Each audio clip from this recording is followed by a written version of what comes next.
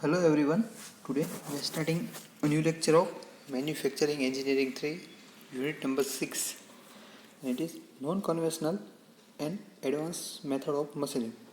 This is the second lecture of this unit. In previous lecture we study about the need of NTMM, means non-traditional or non-conventional machining method. Then we also study about the difference between convection and non-conventional machining method, and also we study about the classification of NCMM or NTMM, and we complete the electric discharge machining and laser beam machining. In this lecture today we are study about the mechanical energy method, means ultrasonic USM, abrasive jet machining and water jet machining. Okay.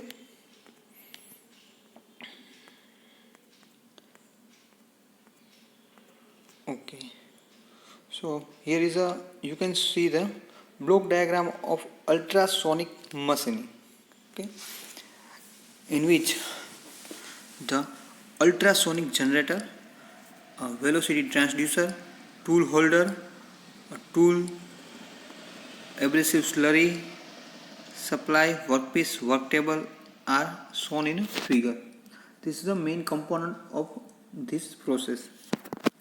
આ પ્રોસેસમાં આપણે જોઈએ તો આમ method અથવા આ process છે એ mechanical energy method, means કે મિકેનિકલી આપણે એની ઉપર પ્રોસેસ કરી વર્કપીસ ઉપરથી મટીરિયલ રિમૂવ કરવામાં આવે છે.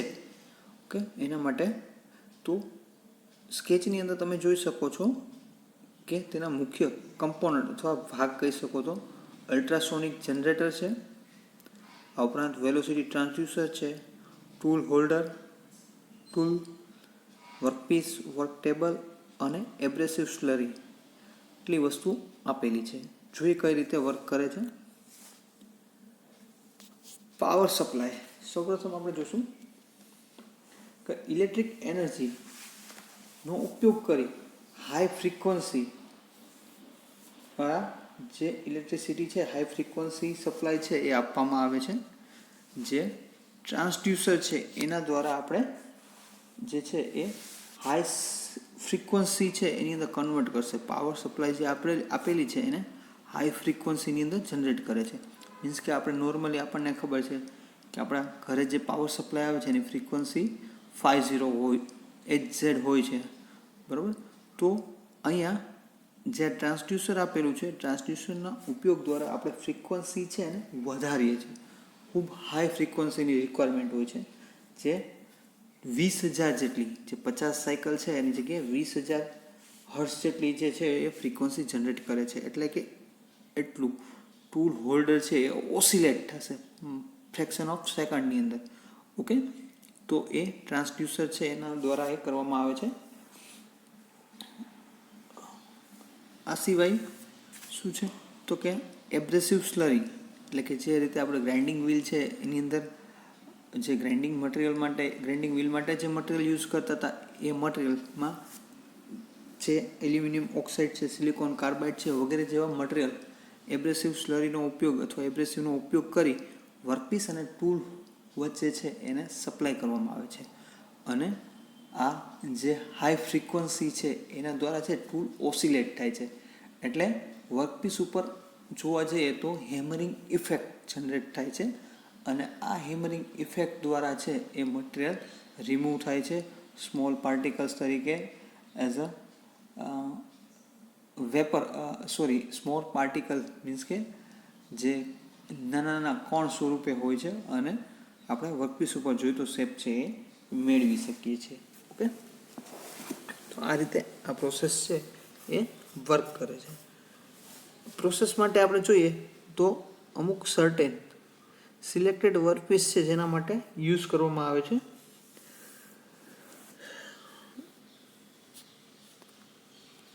એડવાન્ટેજ, નેક્સ્ટ આપણે જોઈએ તો એડવાન્ટેજ, ફાયદા શું છે. તો machining of insulating materials can be done by it, એટલે કે ઇન્સ્યુલેટિંગ મટીરિયલ જે છે એનું મશીનિંગ આ પ્રોસેસ દ્વારા કરવામાં આવે છે, જે બીજી એક પણ પ્રોસેસ દ્વારા થઈ શકતું નથી. Second, hard steel and carbides can be machine by this process. Steel દ્વારા જે હાર્ડનેસ ધરાવતું સ્ટીલ છે એ ઉપરાંત કાર્બાઇડ્સ છે એનું પણ મશીનિંગ થઈ શકે છે. The soft material like rubber and plastic can also be cut easily. It is also suitable for shaping thin layer parts. એટલે કે નાના થિકનેસ ધરાવતા પાર્ટ્સ છે એનું પણ મશીનિંગ પોસિબલ છે. Irregular cavities can be produce. એટલે કે ઇરેગ્યુલર શેપ પણ આપણે આમાંથી બનાવી શકીએ છીએ, પ્રોડ્યુસ કરી શકીએ છીએ. અમુક એના ડિસએડવાન્ટેજીસ છે, જેમ કે rate of material removal is less. એટલે કે MRR મટીરિયલ રિમૂવિંગ રેટ છે એ ઓછો છે. Tooling cost is more in this process because of abrasive particle. Abrasive particle છે એ સ્ટ્રાઇક થતા હોય વર્કપીસ અને ટૂલ વચ્ચે, તો it may be damage the tool also. એટલા માટે ટૂલિંગ કોસ્ટ છે એ વધુ આવે છે. The cost of device for this processes is more. જે આની અંદર આપણે કીધું એ પ્રમાણે વેલોસિટી ટ્રાન્સડ્યુસર ને અલ્ટ્રાસોનિક જનરેટર છે જેની કિંમત વધારે હોવાથી જે આખું સેટઅપ છે એ કોસ્ટલી પડે છે. The cavity and hole produce are of large size. જે કેવિટી દ્વારા જે આપણે હોલ કરવામાં આવે છે એ આપણે ટૂલ અથવા સાઇઝ છે એના કરતાં સ્લાઇટલી લાર્જર સાઇઝના જનરેટ થાય છે. એના ઉપર કંટ્રોલ કરી શકાતો નથી. લાસ્ટમાં જોઈએ તેની એપ્લિકેશન, ઉપયોગો. To produce round and other shape of hole. બરાબર, હોલ છે એ રાઉન્ડ શેપના અને બીજા અલગ અલગ શેપના હોલ જનરેટ કરવા માટે. To produce counter and hole in material like glass, ceramic etcetera. Means કે હાર્ડ મટીરિયલ છે જેનું મશીનિંગ છે બીજી પ્રોસેસ દ્વારા નથી થતું, એવા ગ્લાસ એટલે કે કાચ, સિરામિક્સ જે ઇન્સ્યુલેટર છે એ ટાઈપનું મટીરિયલ છે એનું મશીનિંગ કરવા માટે. For cleaning the teeth and to create a cavity in a teeth. જે દાંતા છે એ જનરેટ કરવા અથવા એને ક્લીન કરવા માટે પણ એનો ઉપયોગ કરવામાં આવે છે. For threading in a hard material. Special treatment અથવા સ્પેશિયલ એટેચમેન્ટ દ્વારા છે એ હાર્ડ મટીરિયલ ઉપર આપણે થ્રેડ પણ આ પ્રોસેસ દ્વારા બનાવી શકીએ છીએ. તો આ થઈ ગયું આપણું USM એટલે કે અલ્ટ્રાસોનિક મશીનિંગ. હવે GTUની એક્ઝામની અંદર ક્યારેક આ યુનિટની અંદરથી અમુક શોર્ટ ફોર્મ છે એ પૂછે છે 2 માર્ક્સમાં ક્વેશ્ચનમાં. જેમ કે AGM છે એનું ફૂલ ફોર્મ શું છે, USMનું ફૂલ ફોર્મ શું છે, EDMનું ફૂલ ફોર્મ શું છે. તો આપણે આ જેટલી બધી પ્રોસેસ છે એ બધા પ્રોસેસના શોર્ટ ફોર્મ અને ફૂલ ફોર્મ પણ યાદ રાખવા જોશે, જે આપણને 2 કે 3 માર્ક્સ દઈને જશે. નેક્સ્ટ આપણે જોઈએ વોટર જેટ ઓર એબ્રેસિવ વોટર જેટ મશીનિંગ. જે પણ મિકેનિકલ એનર્જી સોર્સમાં જ આવે છે. મિકેનિકલી આપણે મટીરિયલ રિમૂવ કરવા માટે વોટર જેટ ઓર એબ્રેસિવ વોટર જેટ મશીનિંગ. બંનેમાં તફાવત એટલો છે કે ખાલી વોટર જેટની અંદર ખાલી વોટર જેટનો ફ્લો હશે અને એબ્રેસિવની અંદર વોટરની સાથે સાથે એબ્રેસિવ સ્લરી અથવા એબ્રેસિવ પાર્ટિકલનો ઉપયોગ કરી અને સ્ટ્રાઇક કરવામાં આવે છે.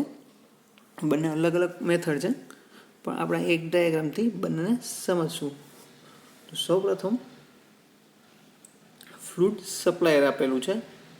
It is a mixture and filter, કે જેની અંદર જે છે એબ્રેસિવ પાર્ટિકલ્સ છે રાખવામાં આવે છે. અહીંયા પંપ આપેલો છે, એક્યુમ્યુલેટર, કંટ્રોલર્સ, હાઇડ્રોલિક યુનિટ છે, વાલ છે અને નોઝલ. મુખ્ય કાર્ય નોઝલ છે. અહીંયા વર્કપીસ આપેલો છે અને આ છે ડ્રેઇન છે, પાણીની જવા માટેની જગ્યા. તો આ રીતે પંપ દ્વારા આપણે જે છે વોટરને હાઈ પ્રેશરાઇઝ કરી અને ફ્લુઇડ છે એટલે કે મીન્સ કે વોટરનો જ યુઝ કરવાનો આવે છે. અને આ ઉપરાંત ફિલ્ટર આપેલું છે એટલે કે એ ફ્લુઇડ અને તેની સાથે જે એબ્રેસિવ પાર્ટિકલ્સ છે એને એડ કરી અને આગળ મોકલવામાં આવે છે. હાઇડ્રોલિક યુનિટ દ્વારા છે એ પંપ પર જે પ્રેશર છે, વેલોસિટી અને પ્રેશરમાં જે ચેન્જીસ કરવાનો છે એના માટે આપેલું છે. વાલ છે એના પર આપણે જે સ્ટ્રાઇક છે નોઝલની લંબાઈમાં વધારો અથવા ઘટાડો કરી અને કોન્સન્ટ્રેશન માટે એડજસ્ટ માટે આપેલી છે. અહીંયા વર્કપીસ પડેલો છે. તો આ પ્રોસેસની અંદર વોટર પાણીનો ઉપયોગ કરીને હાઈ વેલોસિટી સાથે સ્ટ્રાઇક કરવામાં આવે છે. કોન્સન્ટ્રેટ કરીને નોઝલ દ્વારા એક નાની જગ્યા ઉપર કોન્સન્ટ્રેટ કરી અને એની ઉપર એવો સ્ટ્રાઇક કરવામાં આવે છે કે એની જ મદદથી જે છે મટીરિયલ છે તેથી રિમૂવ થાય છે. એબ્રેસિવ પાર્ટિકલ અથવા તો જસ્ટ વોટરને લીધે જે મેટલ પાર્ટિકલ ઉપર અથડાય છે અને ત્યાંથી મેટલ પાર્ટિકલ સ્વરૂપે રિમૂવ થઈ અને આપણને જોઈતો શેપ આપે છે. Okay,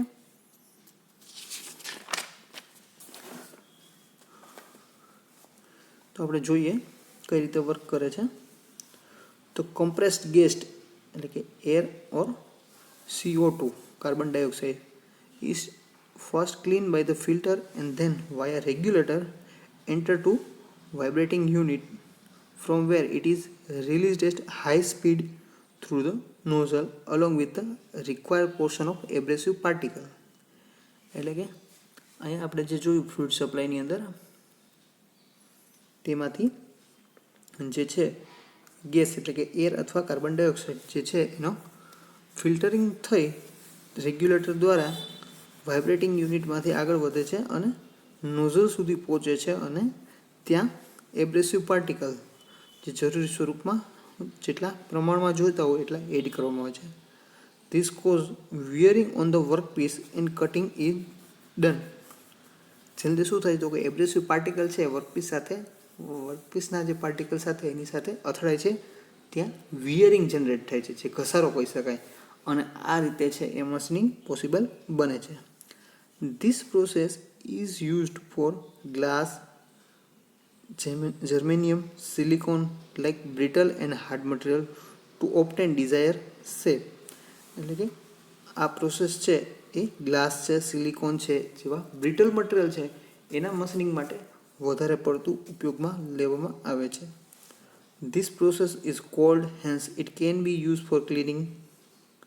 More to wear nozzle is caused by this process, hence the nozzle is made from the hard material like tungsten carbide.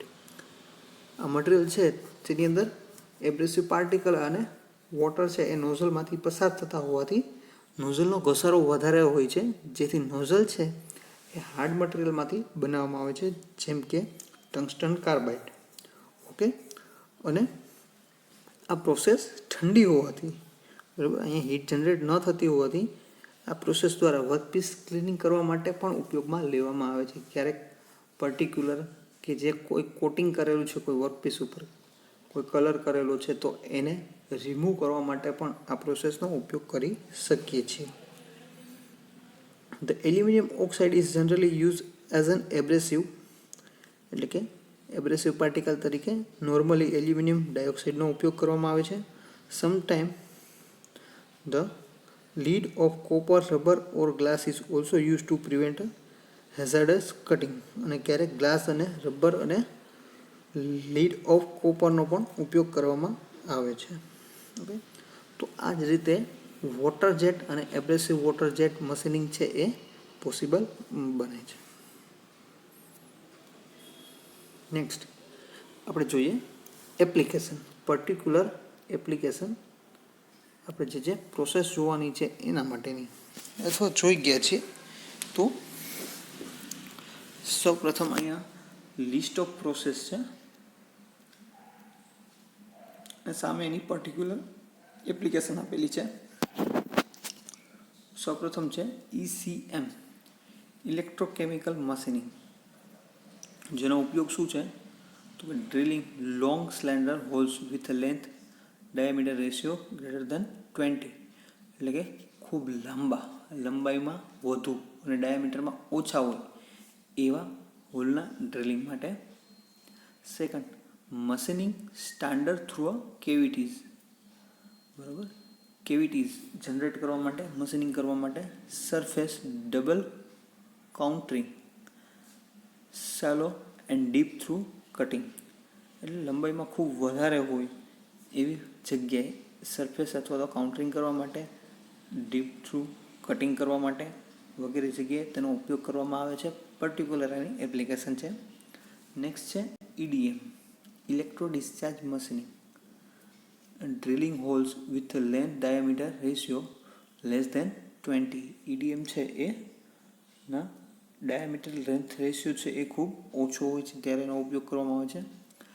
Machining precision and standard through cavities. Precision machining માટે EDM મશીનનો ઉપયોગ કરવામાં આવે છે. Next ultrasonic machining. Drilling holes with the length diameter ratio less than 20. Machining precision and standard through cavities. LBM laser beam machining. Drilling precision small hole having diameter smaller and greater than 0.025 mm. અહીંયા ખૂબ જ નાની સાઇઝના hall છે આપણે બનાવી શકીએ છીએ. Laser છે એટલે કે ફિઝિકલી આપણે ત્યાં પહોંચવાની જરૂર નથી પડતી. લેઝર દ્વારા તેને કટ કરી શકાય છે. સેલો through cutting.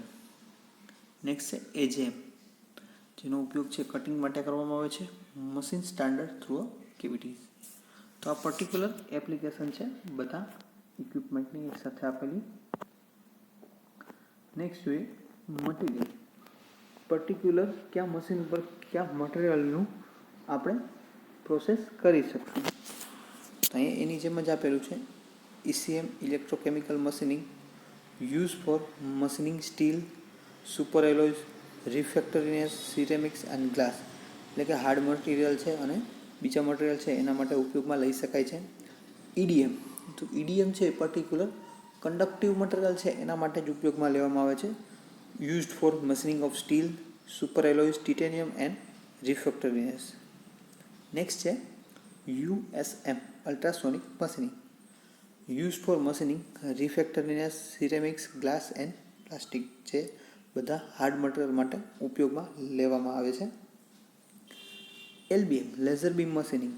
Use for machining ceramic, glass, aluminium, steel, super alloy, titanium and plastic, but with thickness is very less. એટલે કે કોઈ પણ મટીરિયલ છે પણ ત્યાં થિકનેસ છે ઓછી હોય એવા પાર્ટ્સનું મશીનિંગ માટે એનો ઉપયોગ કરવામાં આવે છે. લાસ્ટમાં છે AJM, abrasive jet machining. Use for machining aluminium, steel, super alloys, titanium, refractoriness, plastic, ceramic and glass. અહીંયા આ બધા પ્રકારના મટીરિયલ છે એનો ઉપયોગ કરવામાં આવે છે. તો નેક્સ્ટ આપણે જોશું કે આગળનો જે પોર્શન છે MEMS, micro electro mechanical system. એના વિશે આપણે નેક્સ્ટ હવે પછીનો જે લેક્ચર છે એના વિશે સ્ટડી કરીશું. અહીંયા આપણે જોવા જઈએ તો એઝ અ 7 માર્કના ક્વેશ્ચનમાં એક તો EDM, ઇલેક્ટ્રિક ડિસ્ચાર્જ મશીનિંગ છે એની શોર્ટ નોટ પૂછાઈ શકાય છે બ્લોક ડાયાગ્રામ સાથે. ઉપરાંત LBM, અલ્ટ્રાસોનિક મશીનિંગ અને એબ્રેસિવ અથવા વોટર જેટ એબ્રેસિવ મશીનિંગ, જે આપણે 4 પ્રોસેસ જોઈ ગયા એ વારંવાર પૂછાતી હોય છે. આ ઉપરાંત જે તફાવત છે કન્વેશનલ અને નોન કન્વેશનલ મશીનિંગ મેથડનો એ પણ પૂછાય છે. અને ક્લાસિફિકેશન. તો આ મોસ્ટ ઇમ્પોર્ટન્ટ ક્વેશ્ચન છે જે આ યુનિટમાંથી વારંવાર પૂછાતા હોય છે. આગળના પોર્શન માટે આપણે નેક્સ્ટ લેક્ચરની અંદર MEMS અને એની અંદરની જે અમુક બેઝિક જે ટ્રીટમેન્ટ છે અથવા તો જે પ્રોસેસ છે એના વિશે આપણે સ્ટડી કરીશું. Okay, thank you.